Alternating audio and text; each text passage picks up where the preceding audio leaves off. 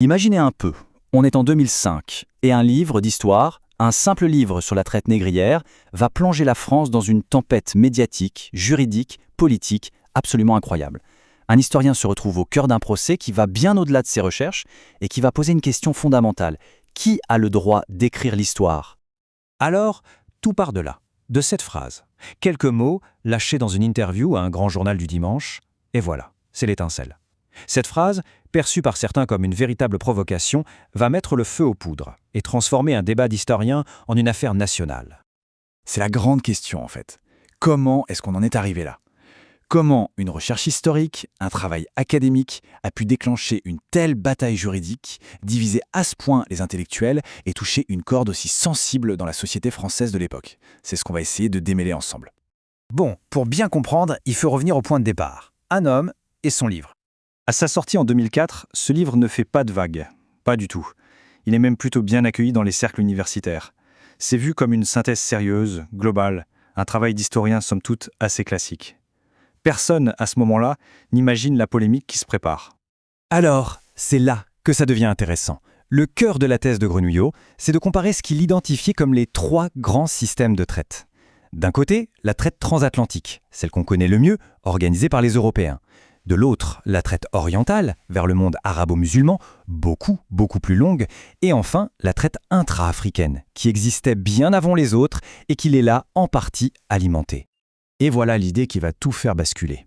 En affirmant que l'Afrique, ou plutôt des Africains, n'ont pas été que des victimes, mais aussi des acteurs, des négriers, des vendeurs, il bouscule un récit bien établi.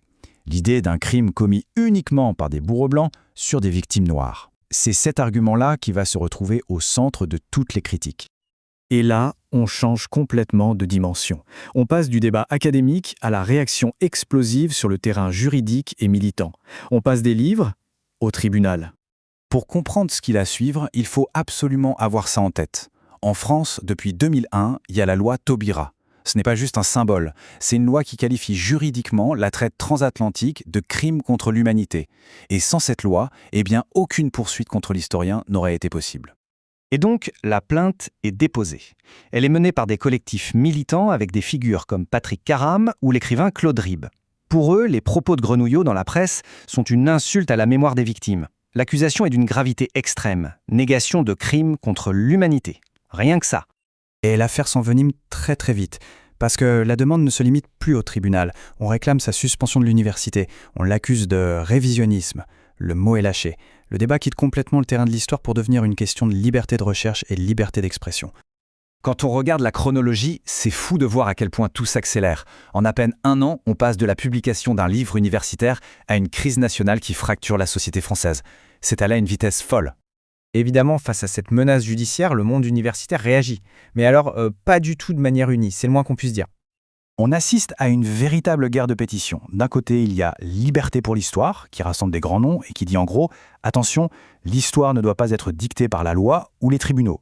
De l'autre côté, une pétition intitulée « Ne mélangeons pas tout » qui défend ces lois mémorielles en disant qu'elles sont un rempart nécessaire contre le négationnisme. On a vraiment deux visions de la place de l'histoire dans la société qui s'affrontent violemment. Ok, mais la vraie question c'est pourquoi? Pourquoi cette affaire a eu un tel écho bien au-delà des cercles d'historiens? Pour le comprendre, il faut vraiment se replonger dans l'ambiance très particulière de la France au milieu des années 2000. Il faut se souvenir, cette affaire n'a pas éclaté dans le vide. La France était alors traversée par des tensions énormes. Les polémiques sur Dieudonné, le débat sur le rôle positif de la colonisation, les émeutes des banlieues qui allaient éclater quelques mois plus tard, tout ça a créé un climat électrique, un terreau parfait pour que ce débat sur l'esclavage prenne une dimension sociale et politique complètement explosive. Alors, on peut vraiment se demander, est-ce que l'affaire Grenouillot n'a pas simplement agi comme un révélateur, comme un miroir des fractures, des mémoires blessées et des tensions identitaires qui travaillaient la société française en profondeur?